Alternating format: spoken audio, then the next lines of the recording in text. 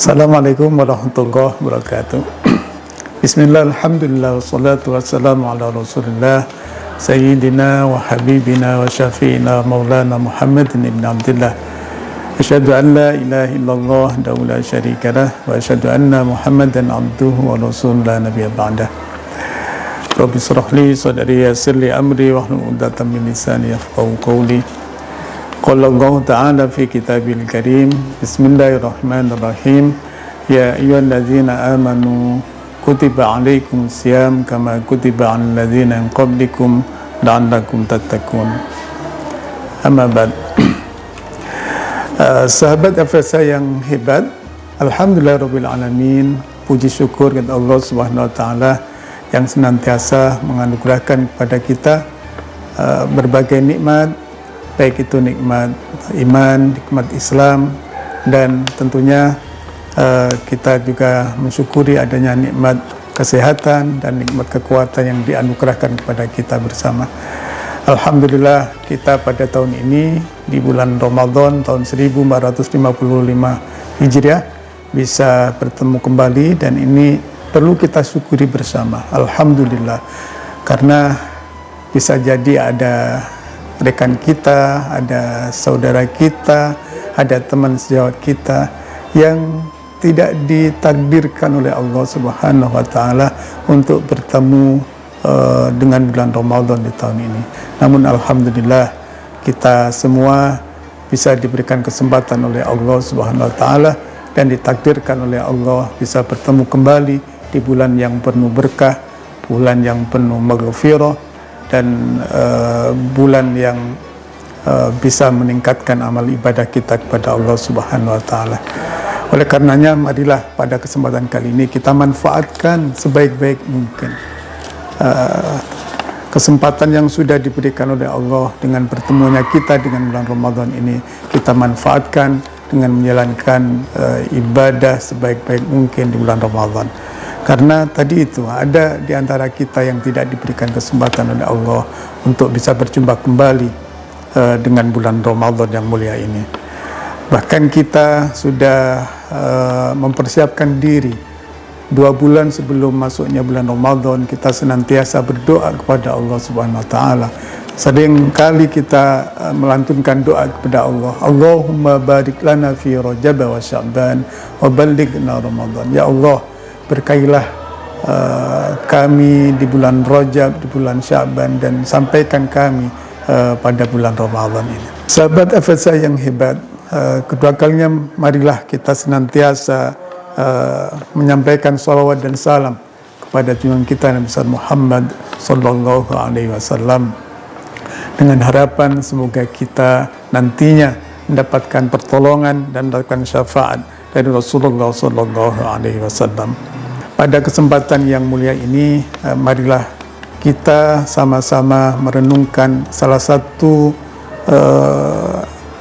hikmah di bulan Ramadan ini, hikmah puasa di bulan Ramadan, khususnya yang terkait dengan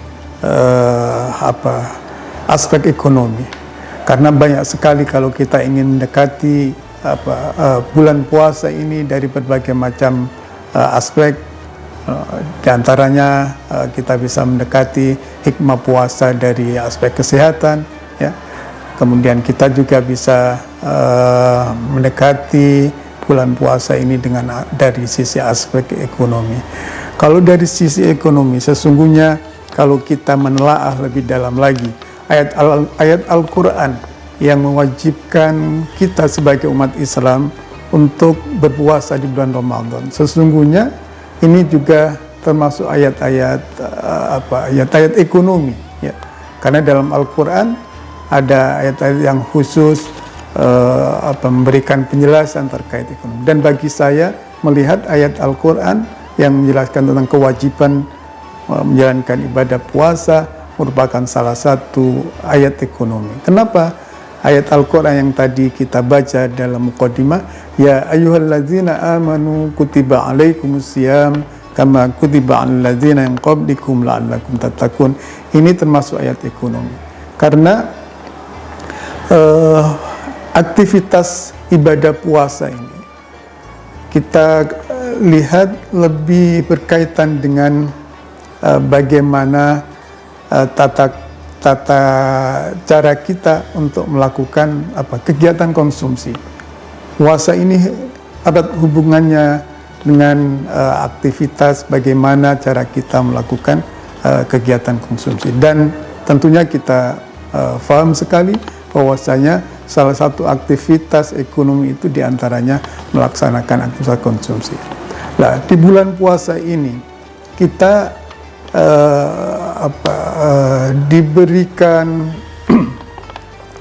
diberikan kesempatan oleh Allah Subhanahu wa Ta'ala untuk mengendalikan tingkat konsumsi kita. Kalau kita bandingkan, kalau kita nggak berpuasa, pastinya selama 24 jam itu kita akan mungkin dalam tanda kutip diberikan kebebasan untuk melakukan aktivitas konsumsi. Namun tidak demikian, tatkala kita memasuki bulan Ramadan, kita menjalankan ibadah puasa, tingkat konsumsi kita itu dikendalikan, tingkat konsumsi kita itu dibatasi. Yang biasanya bisa jadi di luar bulan Ramadan kita melakukan konsumsi, misalkan kayak makan, minum, tentunya kalau kita makan sehari itu bisa 3 kali, bisa makan di pagi hari, bisa makan di siang hari, ataupun makan di sore atau malam hari. Paling tidak 3 kali kita makan kalau di luar bulan Ramadan. Tapi kalau di bulan Ramadan tentunya kita lebih teratur, kita terkendali. Biasanya kita makan di waktu sahur, kemudian kita makan lagi tatkala kita berbuka puasa nantinya. Nah, ini cukup memberikan pelajaran bagi kita bahwasanya salah satu hikmah di bulan puasa itu adalah terkendalinya tingkat konsumsi kita. Ya, terkendalinya puasa itu bisa mengendalikan tingkat konsumsi kita. Kalau di luar puasa ya tadi itu mungkin ya kita bebas melakukan aktivitas konsumsi. Tapi kalau di bulan puasa kita dibatasi. Nah, oleh karena itu sahabat FSA yang hebat, kita bisa mengambil hikmah bahwasanya puasa itu selain bisa mengendalikan tingkat ekonomi kita, ya artinya kos atau biaya yang di luar puasa itu bisa jadi lebih besar ya, karena tadi misalkan kita seharian itu makan 3 kali, pastinya kan butuh biaya yang lebih banyak dibanding dengan kalau kita puasa itu relatif biayanya kosnya itu lebih ringan, lebih kecil. Nah, ini bagi kita selaku umat Islam merupakan satu hikmah tersendiri ya, dengan adanya bulan puasa ini. Selain mengendalikan tingkat konsumsi, tatkala konsumsi itu kita tekan, kita kurangi, berarti di sisi yang lain maka kita bisa melakukan saving, kita bisa lebih berhemat ya. Yang di luar puasa mungkin kosnya lebih tinggi, tapi tatkala kita menjalankan ibadah puasa itu biayanya bisa terkendali lah ya, dan itu bisa kita tabung ya, kita bisa melakukan saving, dan ini sangat bermanfaat bagi kehidupan kita selaku keluarga muslim.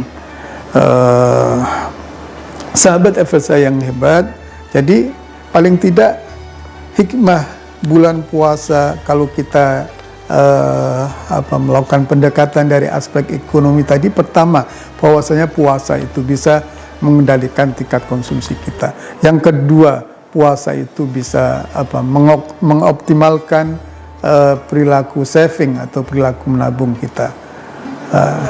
Namun demikian ada hal yang ironi, sahabat FSA yang hebat. Ada hal yang paradok tatkala kita masuki bulan puasa itu rata-rata di masyarakat kita ya, fenomena yang ada di masyarakat kita itu agak paradok, agak satu yang ironis, di mana kultur budaya masyarakat kita itu tatkala memasuki bulan puasa banyak melakukan belanja ya, banyak melakukan belanja.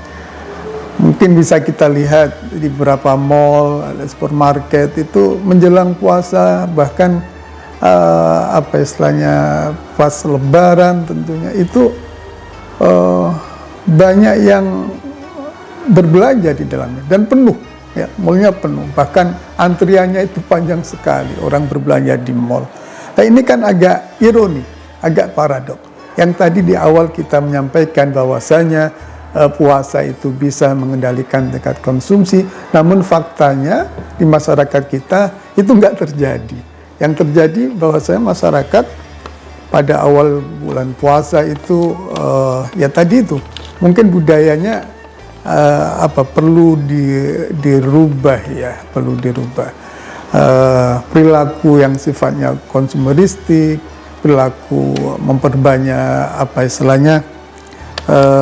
belanja itu perlu kita rubah, dan kita berharap dengan adanya puasa tadi itu kita bisa mengendalikan tingkat konsumsi kita dan bisa mengoptimalkan perilaku saving, perilaku menabung. Karena apa? Karena ini sangat bermanfaat bagi kita dari sisi skala yang sifatnya mikro di keluarga kita itu. Dengan perilaku saving nantinya kita akan bisa memenuhi kebutuhan kita yang bisa jadi belum terpenuhi saat ini, karena kita misalkan nggak punya uang ya, ini kita ingin beli mobil ya, kita ingin beli rumah. Nah itu alangkah lebih baiknya jikalau kita puasa terlebih dulu, kemudian dengan puasa, karena puasa itu kan maknanya adalah imsak ya, menahan diri kita untuk tidak berperilaku konsumeristis tadi itu, menahan diri kita untuk tidak memaksakan diri berhutang dalam rangka untuk memenuhi kebutuhan kita. Karena pilihan kita ada dua, tatkala kita misalkan ingin punya mobil, kita ingin punya rumah, pilihannya adalah dua. Pertama, saat ini kita nggak punya uang, tapi kita ingin punya rumah, ingin punya mobil. Pilihannya pertama kita hutang. Nah, kita hutang dengan cara mencicil. Nah, kan fasilitasnya cukup banyak sekarang melalui lembaga keuangan baik yang konvensional maupun syariah itu bisa memfasilitasi kita untuk memenuhi kebutuhan kita. Misalkan kayak kita ingin punya motor, ingin punya mobil, ingin punya rumah dengan cara berhutang. Namun ada cara yang lain, cara yang kedua, yaitu tatkala kita ingin memenuhi kebutuhan kita dan saat ini kita nggak punya uang, caranya adalah dengan puasa terlebih dulu. Puasa sambil saving ya. Kita puasa sambil saving, sambil nabung, tatkala sudah cukup barulah kita membeli keperluan atau kebutuhan yang kita inginkan. Jadi sekali lagi sahabat FSA yang hebat, marilah kita manfaatkan sebaik mungkin momentum bulan puasa ini, karena dengan berpuasa tadi itu kita bisa mengendalikan tingkat konsumsi kita. Dengan puasa itu kita bisa mengoptimalkan perilaku saving kita, dan ini tentunya selaras dengan makna hakikat dari puasa itu. Puasa adalah al-imsak ya, menahan diri. Dalam hal ini kita menahan diri untuk tadi itu tidak berperilaku secara konsumeristik, tidak sama halnya tatkala kita di luar bulan puasa. Demikian sahabat FSA yang hebat, kultum ya, pada kesempatan kali ini semoga kita senantiasa diberikan kekuatan oleh Allah Subhanahu wa taala, kita bisa berlaku istiqomah, kita bisa mengambil hikmah dari ibadah bulan puasa, khususnya hikmah puasa dalam aspek ekonomi ini. Tentunya tadi itu ada 2 hikmah yang bisa kita catat, yaitu pertama mengendalikan tingkat konsumsi kita di dalam bulan puasa. Yang kedua, puasa itu juga bisa mengajarkan kepada kita untuk berperilaku saving ataupun menabung. Demikian, kurang lebihnya mohon maaf. Wallahul muwaffiq ila aqwamit thoriq. Assalamualaikum warahmatullahi wabarakatuh.